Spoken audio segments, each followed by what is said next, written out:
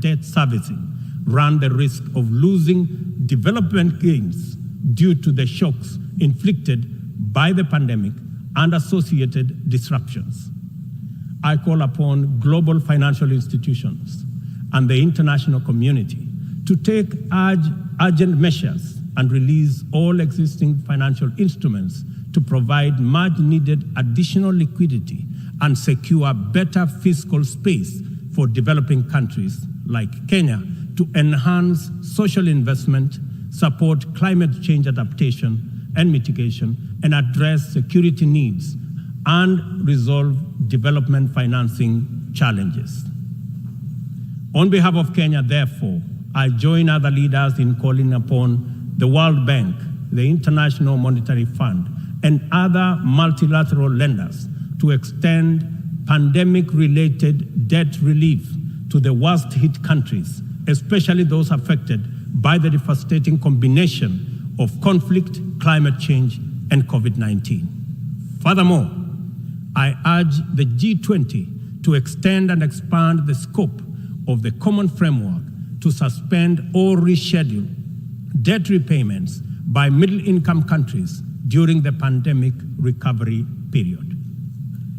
At this point, I would like this distinguished assembly to take a moment and consider the peace and security landscape, a landscape currently beset with multiple challenges, yet abounding with considerable opportunities.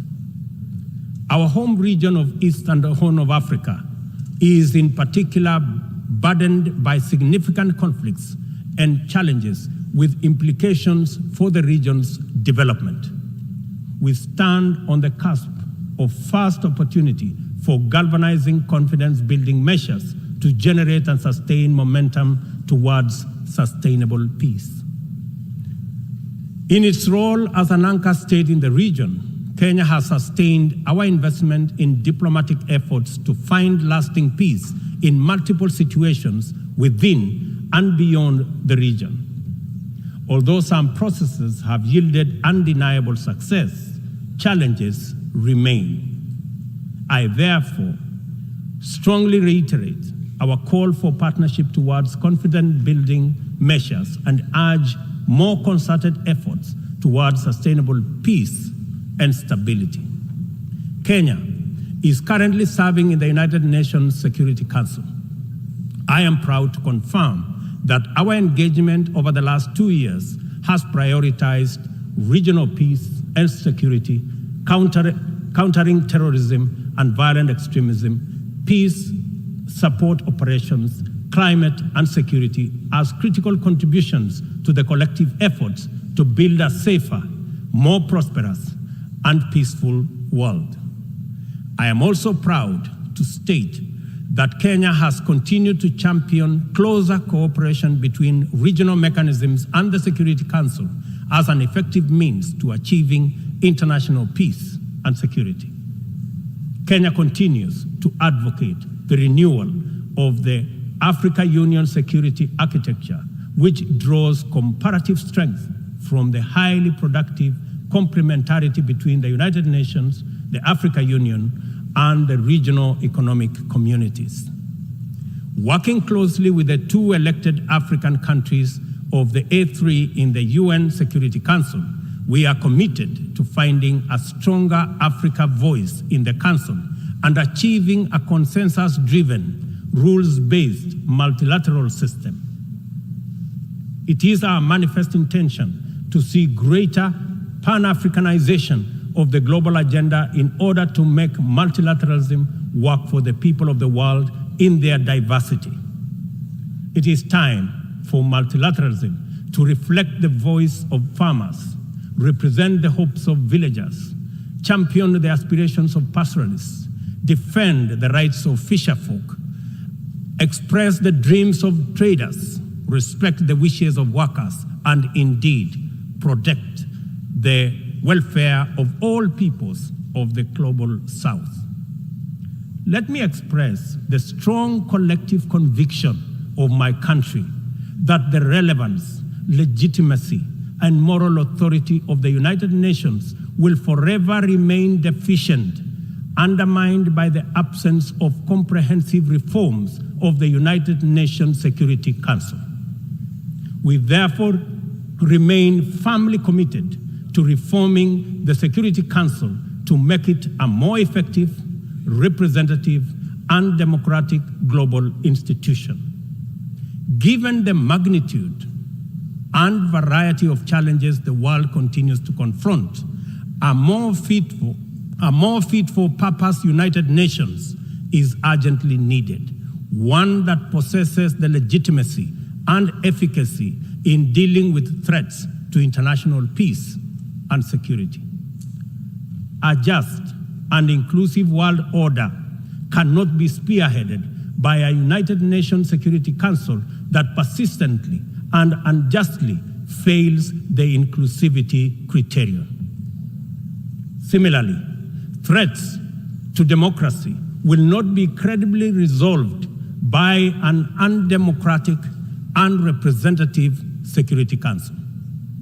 It is vitally important for this critical institution to reflect the values it is entrusted to protect, to defend, to uphold on behalf of humankind.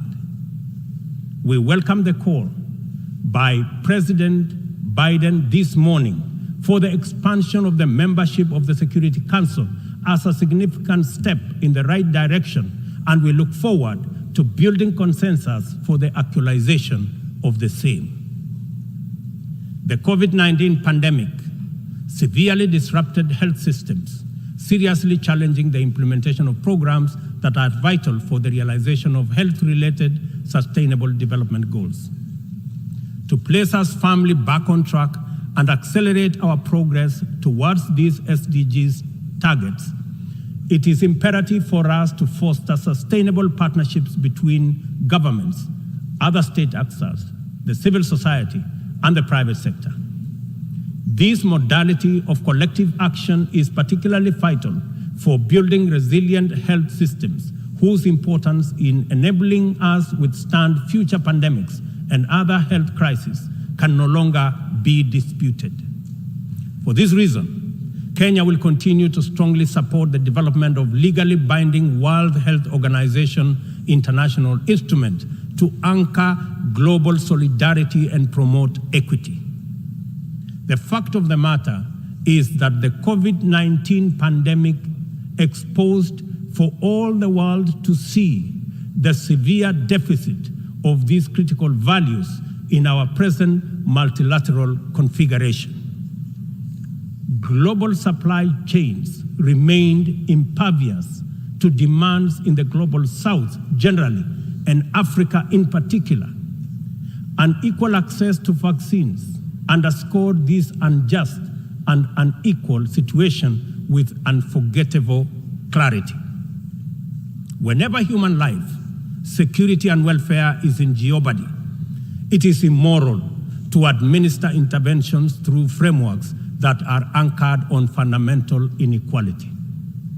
We are all witnesses to admirable demonstrations of effective solidarity in response to crises in various parts of the world.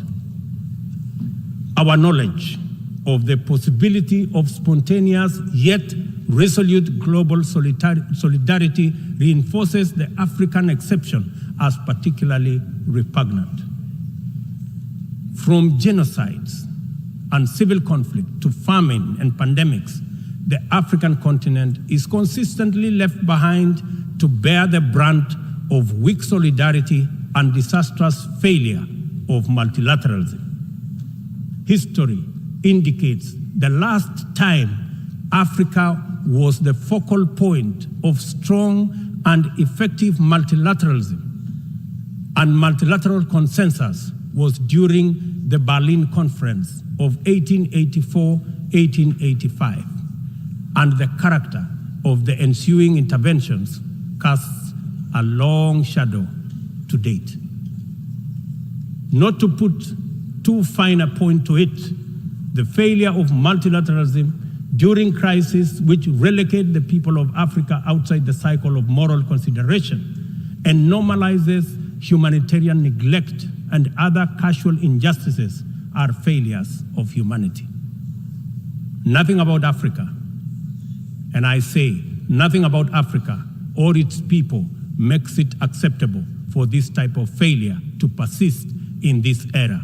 And we have an urgent moral duty to do better, and to right this wrong. For decades, Africa has borne the brunt of 3 epidemics: the HIV, tuberculosis, and malaria.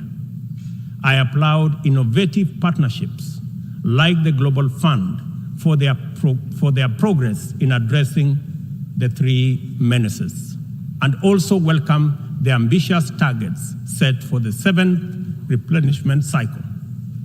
Kenya is committed to supporting the Global Fund and implementing the agreed targets in order to actualize our pledge at the replenishment conference. Kenya calls upon all countries implementing the Global Fund programs, especially fellow African states, to remain at the forefront in championing for successful replenishment of the fund. This way, the mobilization of much needed resources is enhanced, bringing us closer to the final elimination of these dangerous diseases. In conclusion, Kenya joins the Secretary General in calling for the strengthening of multilateralism as the only sustainable path to a peaceful, stable, and prosperous world for all. This is the imperative of our time and the call of this moment.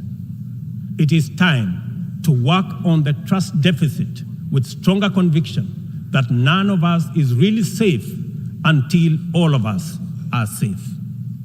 The theme of the 77th session, and I quote, "A watershed moment, transformative solutions to interlocking challenges," end of quote, demands that we recognize the crises we must confront are interlinked in a complicated way. They can only be effectively addressed through more imaginative strategies and innovative formula. A population of 8 billion people in a densely networked world increasingly looks up to the multilateral system as the anchor for their individual aspirations directly and indirectly through robust national frameworks. Increasingly, therefore, the United Nations system is expected to be responsive to these needs, and for the proceedings in a forum like this, to speak to ordinary people in far-flung reaches of our incredibly diverse globe. It is impossible to address all their individual needs directly, but it is possible to respond to all of them by speaking with conviction to the universal values of equality, inclusion, justice, solidarity, and collective action, and by making sure that all our interventions effectively reflect them with clarity. The integrity of the international order must be measured by the distance separating our resolutions, consensus, and agreement from decisions, actions, committed interventions, and effective solutions. A watershed moment, therefore, demands that we reduce that gap drastically and quickly. Kenya pursues numerous essential domestic agenda through the multilateral framework. We are heavily invested in the strength, effectiveness, and eventual success of all interventions formulated by the United Nations. It is important that the output of this and other similar fora achieve immediate resonance in the minds and lives of our youth still seeking opportunity to express and actualize themselves, our farmers working to feed nations, our Juakali entrepreneurs striving in pursuit of success in the informal economy, and our professionals who formulate policy, implement strategy, and monitor service delivery in public and private sectors.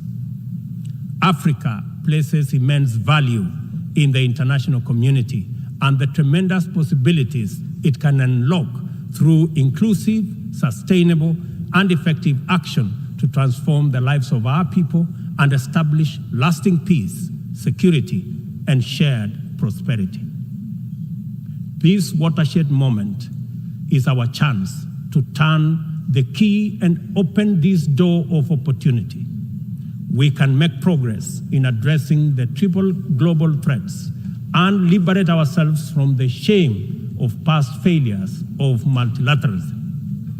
At this watershed moment, we must not only choose, but also act decisively to bequeath our children and their children a greener, safer, healthier, and more abundant earth. Let us do it together, inclusively, multilaterally. I thank you.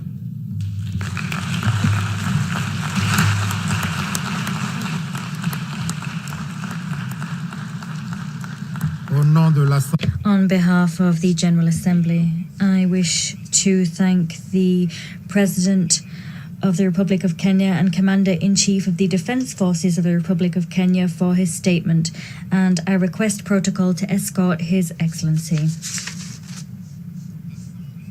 The Assembly will now hear an address by His Excellency Ali Bongo Ndiba, President of the Gabonese Republic.